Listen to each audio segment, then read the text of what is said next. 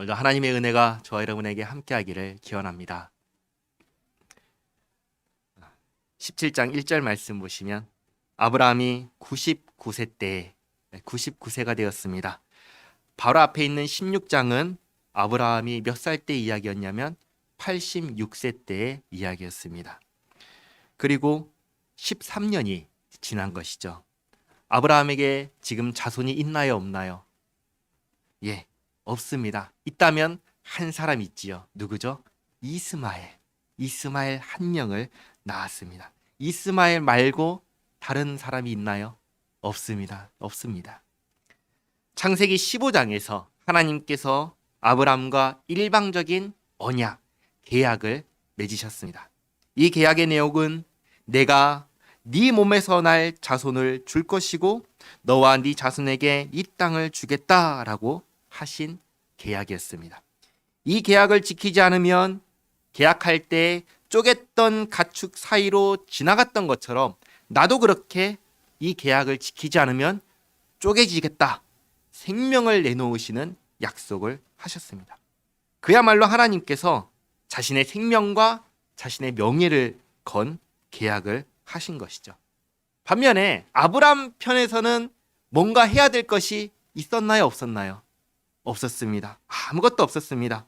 있다면 하나님께서 하셨던 그 약속, 그 언약, 그 계약을 기억하는 것, 지키는 것도 없었어요. 그 계약을 기억하는 것 말고는 아브라함이 해야 될 것은 아무것도 없었습니다. 그리고 시간이 흘러 아브라함은 사레가 준 여종 하갈을 통하여 이스마엘을 낳았습니다. 아브라함 입장에서 이스마엘은 자기 몸에서 난 자식입니다. 그렇죠? 그러니까 아브라함은 이스마엘을 하나님께서 주신 상속자라고 생각할 수가 있는 거예요. 다른 사람을 생각할 수가 없습니다. 왜요? 있나요, 없나요? 없잖아요. 네 몸에서 날 자가 너의 상속자다 말씀하셨는데 하갈을 통해서 내가 자녀를 낳았으니 이 이스마엘이 바로 그 약속하신 상속자구나 이 생각할 수밖에 없는 것이죠. 그렇게 몇 년이 지나냐면 13년이 지났습니다. 그래서 아브라함의 나이가 99세가 되었을 때 하나님께서 갑자기 나타나십니다. 여호와께서 아브라함에게 나타나서 그에게 이르시되 나는 전능한 하나님이라 너는 내 앞에서 행하여 완전하라.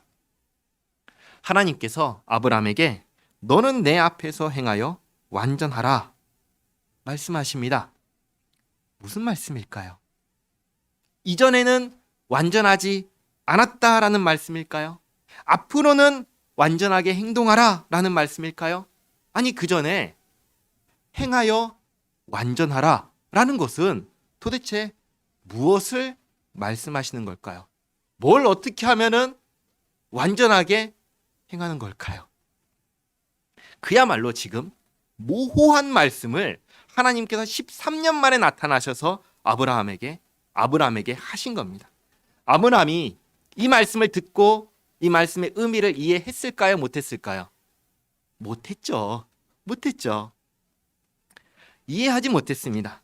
그래서 하나님께서 계속해서 말씀하십니다. 2절 말씀. 내가 내 언약을 나와 너 사이에 두어 너를 크게 번성하게 하리라 하시니. 언약은 계약이라고 했습니다. 이미 13년 전에 계약을 하셨는데 다시 계약의 말씀을 하십니다. 그것도 너 옛날에 했던 계약 기억하지라는 차원이 아닌 거예요. 마치 새로운 계약처럼 내 언약을 나와 너 사이에 두어 너를 크게 번성하게 하리라. 앞으로 그렇게 하겠다라고 말씀하십니다. 이렇게 말씀하시자 아브라함이 3절 말씀 아브라함이 엎드렸더니 하나님이 또 그에게 말씀하여 이르시되 보라 내 언약이 너와 함께 있으니 너는 여러 민족의 아버지가 될지라.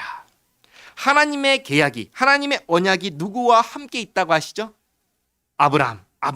아브람과 함께 있다고 하십니다. 내 계약이 너와 함께 있다라고 말씀하시면서 아브라함의 이름을 바꾸십니다. 5절 말씀, 이제후로는 네 이름을 아브람이라 하지 않고 아브라함이라 하리니. 아브람은 아브라함이 됩니다. 아브람은 큰 자의 아버지라는 뜻을 갖고 있는데, 아브라함은 많은 무리의 아버지라는 뜻을 갖고 있습니다. 그러니까 뜻이 다른 새로운 이름을 하나님께서 주시는 것이죠. 이름을 바꾸시면서 말씀하십니다. 이는 내가 너를 여러 민족의 아버지가 되게 함이니라. 6절, 내가 너로 심히 번성하게 하리니 내가 내게서 민족들이 나게 하며 왕들이 내게로부터 나오리라. 그러니까 하나님께서 아브라함의 이름을 아브라함으로 바꾸시면서 새로운 이야기를 하시기 시작하십니다. 7절 말씀, 내가 내 언약을 나와 너 및 내 대대 후손 사이에 세워서 영원한 언약을 삼고 너와 내 후손의 하나님이 되리라. 자, 한번 보세요. 계약의 대상이, 언약의 대상이 누구와 누구죠? 하나님과 아브라함과, 그리고 아브라함의 후손이죠. 그렇죠? 이전 계약은 어땠나요? 이전 계약은 15장 한번 펴볼까요? 15장 18절 말씀입니다. 15장 18절 말씀 보시면 하나님이 누구와 언약을 맺으셨는지가 나와요. 18절 말씀 같이 한번 읽어볼까요? 그날에 여호와께서 아브람과 더불어 언약을 세워 이르시되 내가 이 땅을 애굽 강에서부터 큰 강 유브라데까지 네 자손에게 주노니. 아멘. 창세기 15장에서 계약은 누구와 누구 사이의 계약이었죠? 하나님과 아브람. 그리고 또 있나요? 아니요. 자손 아니에요. 하나님과 아브람 사이의 계약이었지. 그리고 아브람한테 약속을 한 거죠. 네 후손한테 주겠다 약속한 거지, 내가 너와 네 후손과 계약하겠다라고 하지 않으셨어요. 15장에서 계약은 누구랑 하셨냐면 하나님과 아브람 둘 사이의 계약이었어요.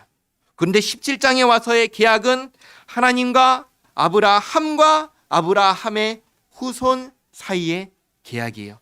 계약의 대상이 바뀐 거예요.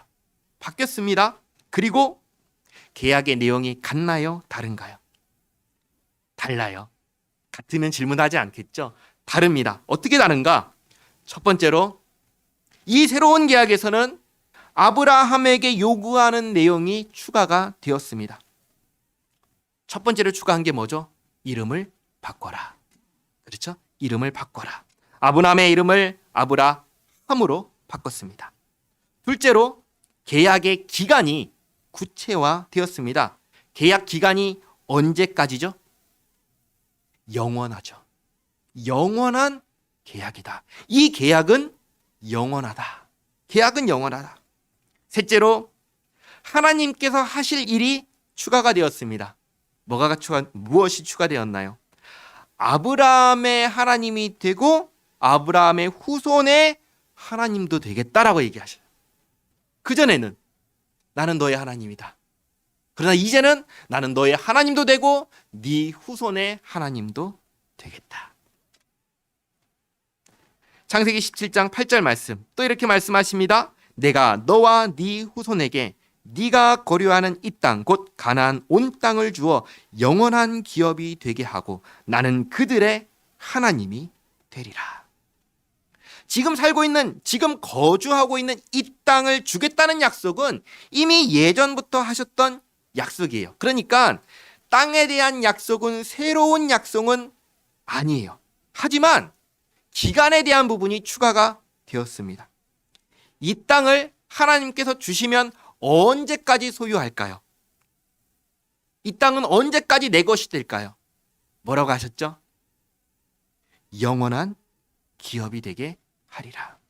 이제 이 땅을 하나님께서 주시는데 언제까지 주시는가? 언제까지 네가 갖도록 소유로 주시는가? 영원토록. 영원토록. 그러면 이 땅은 이제 영원히 누구의 땅입니까? 아브라함과 아브라함의 후손의 땅이 되는 것이죠. 그리고 말씀하십니다. 나는 그들의 하나님이 되리라. 그러니까 잘 보시면 이전에 했던 언약과 계약과 비슷하면서도 다릅니다. 새롭게 계약을 갱신하신 것입니다. 계약의 대상이 바뀌면서 계약의 내용도 보다 구체화되었습니다. 그리고 더 중요한 것이 있는데 9절 말씀이 있습니다. 9절 말씀 같이 한번 읽어볼까요? 하나님이 또 아브라함에게 이르시되 그런즉 너는 내 언약을 지키고 네 후손도 대대로 지켜라. 드디어 하나님께서 너는 내 언약을 지켜라. 네 후손도 대대로 지켜라 라고 말씀하십니다. 이전에는 하나님께서 하셔야 하는 일만 있는 계약이었는데 아브라함 편에서는 지켜야 할 것이 없는 계약이 이전의 계약이었는데 그러나 이제는 아브라함 편에서 지켜야 하는 것이 있는 새로운 계약이 되었습니다. 그럼 아브라함 편에서 아브라함과 그의 후손들이 지켜야 될 내용이 무엇인가? 10절 너희 중 남자는 다 할례를 받으라. 이것이 나와 너희와 너희 후손 사이에 지킬 내 언약이니라. 너희는 포피를 베어라. 이것이 나와 너희 사이의 언약의 표징이니라. 너희의 대대로 모든 남자는 집에서 난 자나 또는 너희 자손이 아니라 이방 사람에게서 돈으로 산 자를 막론하고 난지 8일 만에 할례를 받을 것이라. 너희 집에서 난 자든지 너희 돈으로 산 자든지 할례를 받아야 하리니 이에 내 언약이 너희 살에 있어 영원한 언약이 되려니와 할례를 받지 아니한 남자 곧 그 포피를 베지 아니한 자는 백성 중에서 끊어지리니 그가 내 언약을 배반하였음이니라. 이전에는 계약을 배반하거나 파기하는 일이 있을 수 없었습니다. 왜냐하면 아브라함 편에서 해야 할, 지켜야 할 아무것도 없었잖아요. 그 무엇도 의무가 없었잖아요. 그러니까 배반하거나 파기하거나 그런 일이 있을 수 없었는데 그러나 이제는 의무가 부과되었습니다. 이것을 하지 않으면 계약을 배반하고 파기하는 것이 됩니다. 그런데 이 계약은 어떤 계약이라고 했죠? 이 계약의 기간은 영원한 계약이라고 하셨죠. 영원한 계약. 그러니까 이 계약 자체가 무효하게 되는, 파기되는 일이 있을 수 있나요? 없나요? 없는 거예요. 계약 자체는 영원한 계약인 거예요. 그러면 이 계약을 배반하고 파기하는 것은, 이것은 개인이 책임지는 일이 된 거예요. 계약 자체는 영원한데 이 계약을 파기하고 배반하는 자는 이제는 이 계약과 상관없는 사람이 되는 걸로 책임지게 된 것입니다. 하나님께서 세우신 계약 자체는 영원합니다. 그러나 그 계약을 배반하고 파기하면 나는 이제는 이 계약과 관계가 있는 사람이에요? 없는 사람이에요? 관계가 없는 사람이 되어버리는 거예요. 계약서에 있는 내용대로 하나님은 그 계약이 유지될 때는 나의 하나님이 되시고 나는 하나님의 백성이 되지만 계약을 배반하고 파기하면은 계약은 영원히 있지만 계약과 나는 무관한 사람이 되어서 나는 하나님과 아무 상관없는 사람이 되고 하나님께서 약속하신 이 땅은 나하고 관계가 있어요, 없어요? 없게 되는 거예요. 계약을 파기하면. 그런 책임을 이제 개인이 지게 된 것입니다. 반대로 계약을 지키면, 계약대로 하면 어떻게 될까요? 나는 계약과 관계가 있는 사람이 되는 것입니다. 그러면 그 계약서에 있는 내용대로 하나님은 나의 하나님이 되시고 그리고 하나님께서 약속하신 땅은 누구의 기업이 돼요? 나의 기업이 되는 거죠. 왜? 내가 그 계약의 말씀을 지켰으니까. 나는 그 계약과 관계가 있는 사람이 되었으니까. 그리고 하나님께서는 이 계약대로 계약과 관계된 사람에게 이 땅을 주고 영원히 주고 나는 그들의 하나님이 되겠다고 약속하셨으니까요. 자, 그러면 계약의 당사자로서 내가 해야 되는 의무는 무엇일까요? 뭘 하라고 하셨죠? 이것이 내 언약이니라 하셨던 말씀 뭐죠? 할례죠.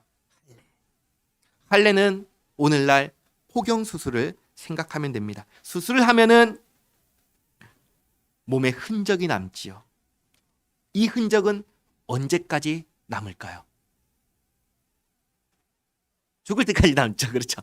영원히 남는 흔적입니다. 육체에 새긴 흔적이 됩니다. 이름을 바꾸는 일은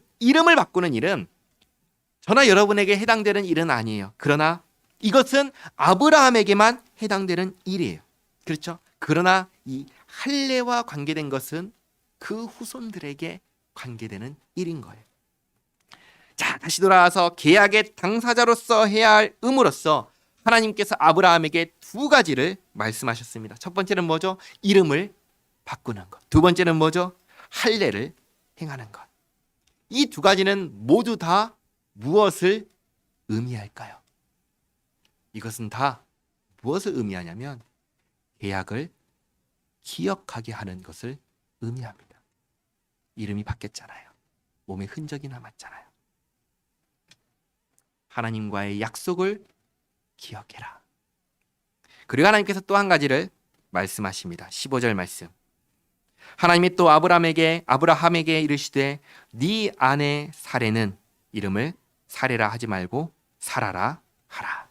아브라함뿐만 아니라 사레도 이름을 바꾸게 하십니다. 사레의 이름은 사라가 됩니다.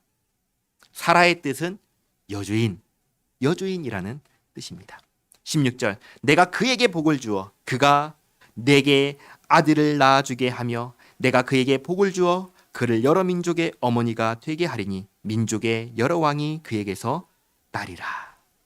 여기까지 정리하겠습니다. 하나님께서 13년 만에 아브라함에게 나타나셔서 새로운 계약을 맺으셨습니다. 계약의 대상이 바뀌었고 계약의 내용을 구체화하시면서 계약의 의무를 부과하십니다.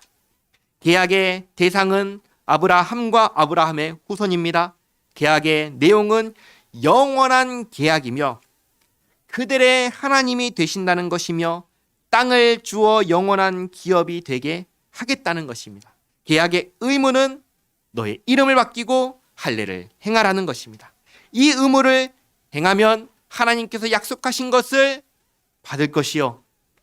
이 의무를 행하지 않으면 이 계약을, 이 언약을 지키지 않으면 의무를 이행하지 않는 사람은 계약과는 상관이 없는 사람이 되는 것이죠.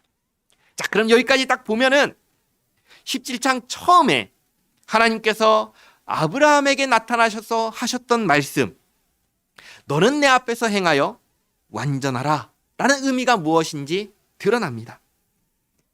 이 말씀의 의미는 무엇일까요? 무엇이냐면 언약을 지키라는 것입니다. 계약을 지키라는 것입니다. 새로운 계약을 맺으며 네가 해야 할 의무를 부과하니 이 의무를 행하여 계약을 지켜라. 자, 그런데 말이죠. 이 다음에 나타난 아브라함의 반응이 이전과 달라요. 어떻게 반응하는지 볼까요? 17절 말씀. 아브라함이 엎드려 웃으며 마음속으로 이르되 100세 된 사람이 어찌 자식을 낳을까? 사라는 90세니 어찌 출산하리요? 하고. 잘 보시기 바랍니다. 아브라함은 지금 하나님의 말씀을 듣고 어떻게 생각하고 있죠? 자기 아내 사라가 자식을 낳을 수 있다고 생각하나요? 낳을 수 없다고 생각하나요? 낳을 수 없다고 생각하죠. 이전에 하나님께서 아브라함에게 네 몸에서 날 자가 네 상속자가 되리라고 하셨을 때 그때에는 아브라함이 그때에는 가능하다고 생각했나요? 불가능하다고 생각했나요? 그때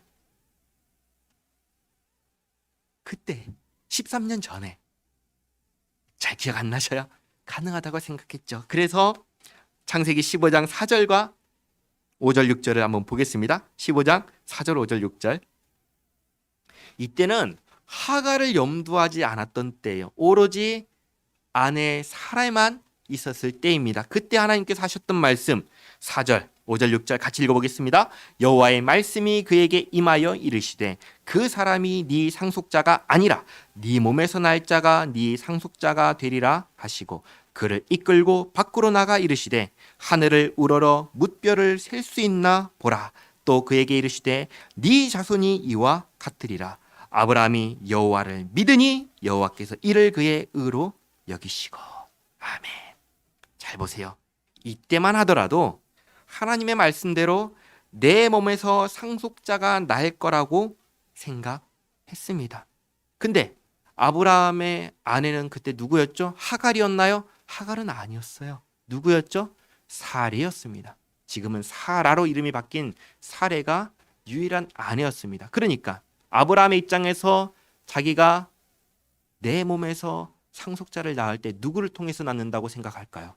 사레죠. 사레죠. 그러니까 이때는 하나님께서 하신 말씀대로 사라를 통해서 내 상속자가 날 거라 생각한 겁니다. 그런데 시간이 흘러도 생겨요, 안 생겨요? 안 생겨요. 시간이 아무리 지나도 생기지 않으니까 아내 사라의 조언대로 하갈을 통해서 상속자를 낳은 거예요. 그러니까 아브라함은 사라를 통해서 상속자가 날 것을 이제는 기대를 못하는 거예요. 이제는 기대할 수도 없고 기대를 하지 않는 거예요. 약속한 지, 하나님께서 약속하신 지 몇 년이 지났죠? 하란을 떠났을 때가 75세였습니다. 75세. 이스마엘이 태어났을 때의 나이가 86세입니다. 몇 년이 지났어요? 10년이 지났잖아요. 10년이. 그리고 오늘 하나님께서 아브라함에게 나타나셨을 때의 아브라함의 나이는 몇 살인가요? 99세입니다. 처음 약속했을 때로부터 몇 년이 지났죠? 24년. 그렇죠. 75세 때 하란을 떠났으니까 75세로부터 99세까지 24년이 지난 거예요. 아브라함은 지금이라도 사라를 통해서 상속자를 가질 수 있다고 생각하는 것이 가능할까요? 불가능한 것입니다. 불가능한 거예요. 이제는 진짜 가능성이 없어진 거예요. 모든 가능성이 다 사라져버린 상황인 것이에요. 그러니까 하나님께서 말씀하실 때 웃으면서 다 끝났는데 어떻게 가능할까? 그 생각을 한 것입니다. 정말 모든 가능성이 끝났을 때, 그리고 이전에 하나님께서 하셨던 계약을 이스마엘을 통해서 이루어진다고 생각했을 그때 하나님께서 나타나셔서 말씀하시는 거예요. 그러니까 이 새로운 계약, 새로운 하나님의 말씀에 대하여 아브라함이 믿나요? 안 믿나요? 안 믿는 거예요. 아니요, 믿을 수가 없는 거예요. 이제는 진짜 불가능하니까. 그래서 이전과는 다른 태도로 말씀드리는 게 18절 말씀이에요. 아브라함이 이에 하나님께 아뢰되 이스마엘이나 하나님 앞에 살기를 원하나이다. 이제 아브라함은 더 이상 기대하지 않아요. 오랜만에 나타나신 하나님께 하나님, 이스마엘이나 하나님 앞에서 살기를 원합니다. 그러자 하나님께서 말씀하시죠. 19절. 하나님이 이르시되 아니다. 네 아내 사라가 내게 아들을 낳으리니 너는 그 이름을 이삭이라 하라. 내가 그와 내 언약을 세우리니 그의 후손에게 영원한 언약이 되리라. 이스마엘에 대하여는 내가 네 말을 들었나니 내가 그에게 복을 주어 그를 매우 크게 생육하고 번성하게 할지라. 그가 12두령을 낳으리니 내가 그를 큰 나라가 되게 하려니와 내 언약은 내가 내년 이 시기에 사라가 내게 낳을 이삭과 세우리라. 그러면 아브라함의 상속자는 누구라는 거예요? 이스마엘이 아니라는 거죠. 이삭이라는 것이죠. 이렇게 말씀하시고 22절에 하나님이 아브라함과 말씀을 마치시고 그를 떠나 올라가셨더라. 이스마엘을 낳고 13년 만에 만난 하나님이십니다. 하나님께서 새로운 계약을 하셨습니다. 이것은 영원한 계약입니다. 아브라함은 이 새로운 계약 앞에서 어떻게 할까요? 하나님 말씀하셨을 때 이스마엘이나 그렇게 하시기를, 하나님 앞에 살기를 바랍니다. 원하나이다 했지만 하나님께서 아니, 네 아내 사라를 통하여 자손을, 상속자를 낳을 것이다. 다시 한번 이렇게 분명하게 말씀하셨을 때, 그리고 계약을 이렇게 이행하라고 하셨을 때 아브라함은 어떻게 행동할까요? 다시금 여기에서 다시금 하나님께서 자신에게 하신 약속을 믿고 자신에게 부과된 의무를 곧바로 이행합니다. 그게 23절부터 27절까지 말씀입니다.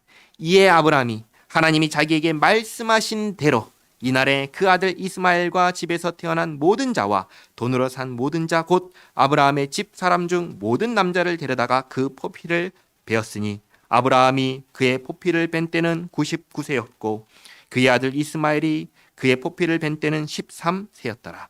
그날에 아브라함과 그 아들 이스마엘이 할례를 받았고 그 집의 모든 남자 곧 집에서 태어난 자와 돈으로 이방 사람에게서 사온 자가 다 그와 함께 할례를 받았더라. 이들은 이제 다 하나님과 맺은 계약의 의무를 행한 사람들이 되었습니다. 따라서 하나님은 이들의 하나님이 되시고 이들은 하나님의 백성이 되며 이들은 하나님께서 주시는 이 땅을 영원한 기업으로 누릴 자격을 얻었나요? 못 얻었나요? 얻었습니다. 얻었습니다. 자, 한 가지 짚고 18장 말씀을 이어서 보겠습니다. 이제 계약의 의무를 이행한 이들은 이 모든 약속을 받을 자격을 가졌잖아요. 그렇잖아요? 그럼 이제 우리는 항상 그 다음을 생각해야 되죠. 이제 이들은 어떻게 살아갈까요? 하나님과 새로운 계약을 맺었고 그리고 나에게 하라고 하셨던 일을 했어요. 잘 생각해 보시면 이건 한 번만 하면 되는 거예요. 그렇죠? 할례를 2번, 3번 하나요? 아니잖아요. 한 번 하면 끝이잖아요. 이름을 2번, 3번 바꾸나요? 아니잖아요. 한 번 바꾸면 끝이잖아요. 그러니까 이제 이 계약의 의무를 다 했어요? 안 했어요? 다 했죠. 그럼 이걸 다 한 이후에 아브라함은 어떻게 살아가야 할까요? 놀랍게도 이전과 똑같이 살아갑니다. 17장에서 처음에 하나님께서 아브라함에게 행하여 완전하라고 말씀하셨는데 계약의 의무를 행함으로 계약을 지켰습니다. 그러므로 완전해졌나요? 불완전한가요? 아직도 완전해졌지요. 계약의 의무를 다 행했잖아요. 완전해졌습니다. 그러면 이제 어떻게 살아가야 할까요? 이 지점이 똑같습니다. 이전과 다른 것이 없어요. 똑같이 먹고 마시며 일하며 수고하며 살아가는 삶을 살아가는 거예요. 똑같이. 다른 게 한 가지가 있죠. 뭐가 다를까요? 이름과 육체에 남겨진 흔적입니다. 이름을 부를 때마다 무엇을 하게 되죠? 기억하게 되죠.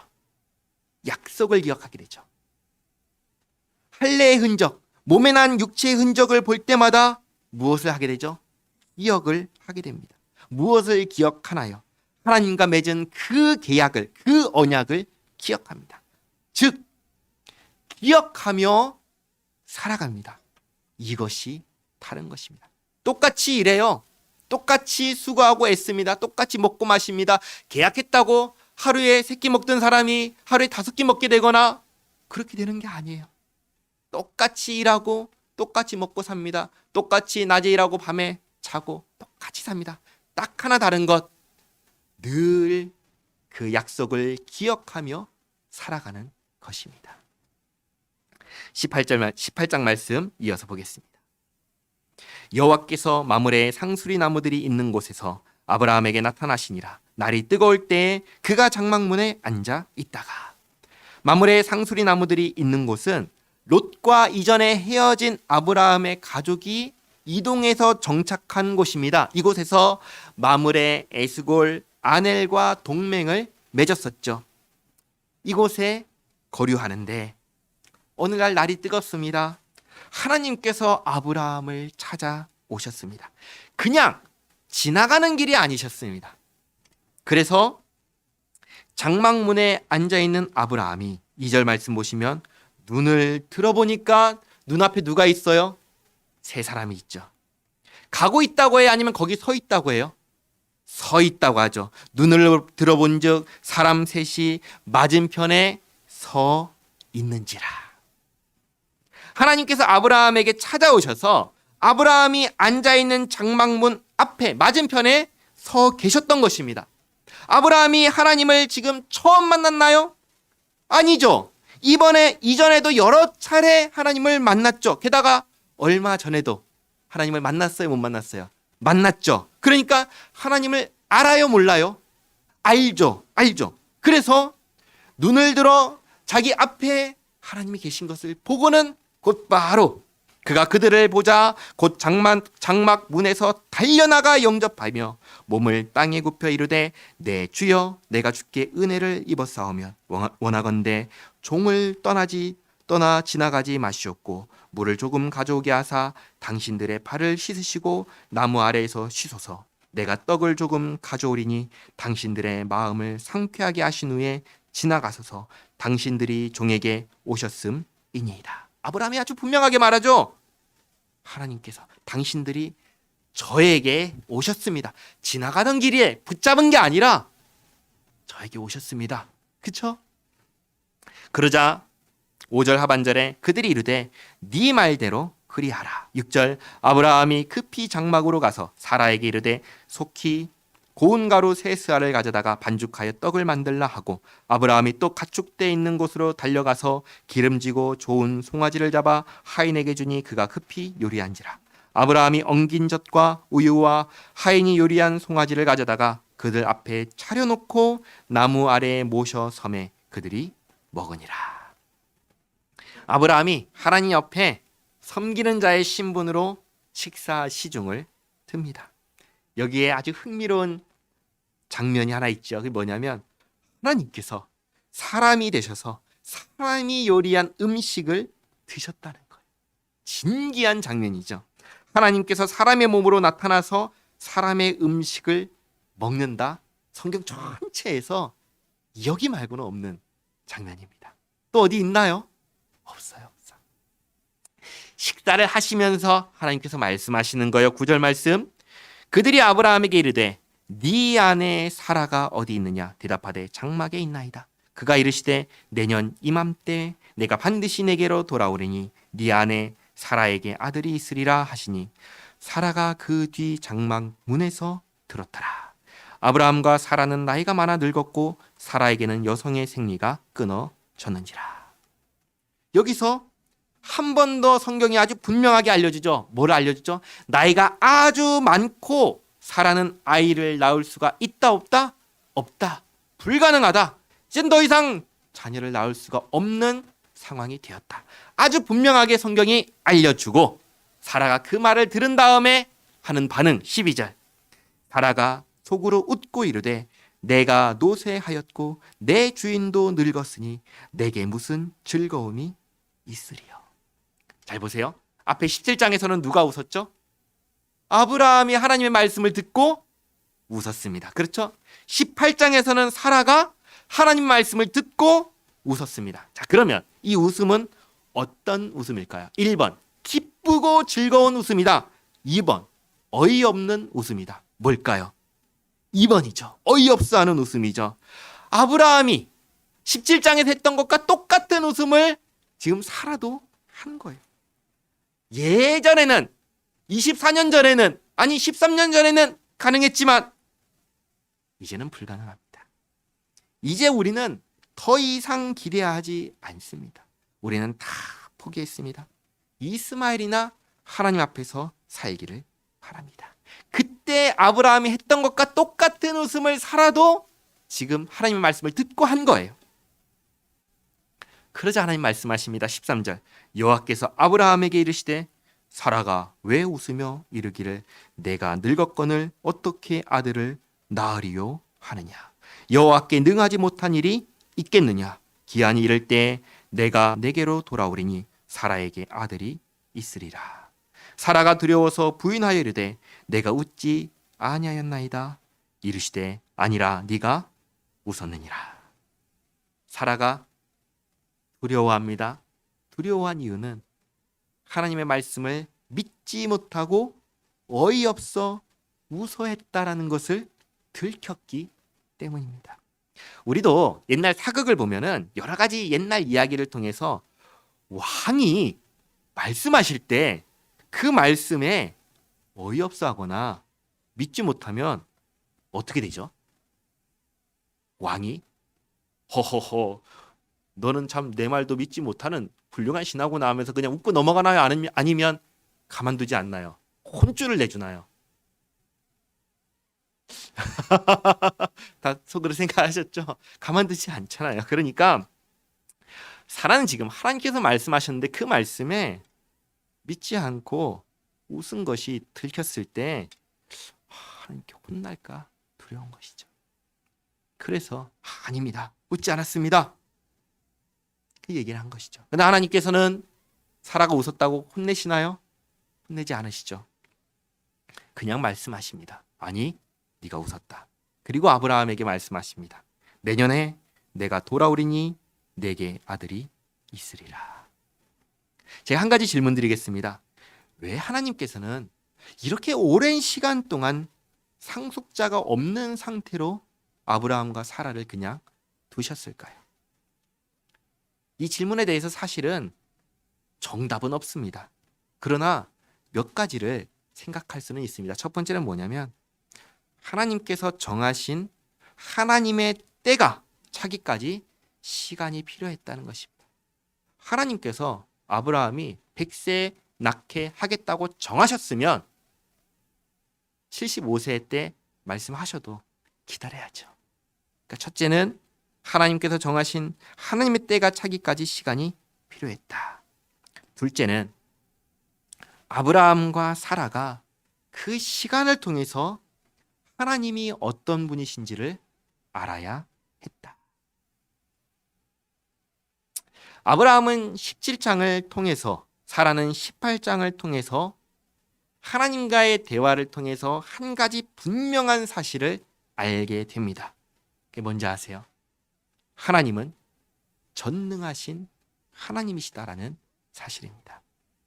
17장 1절에서 하나님께서 아브라함에게 너는 내 앞에서 행하여 완전하라 말씀하시기 바로 전에 자신을 누구라고 말씀하시죠?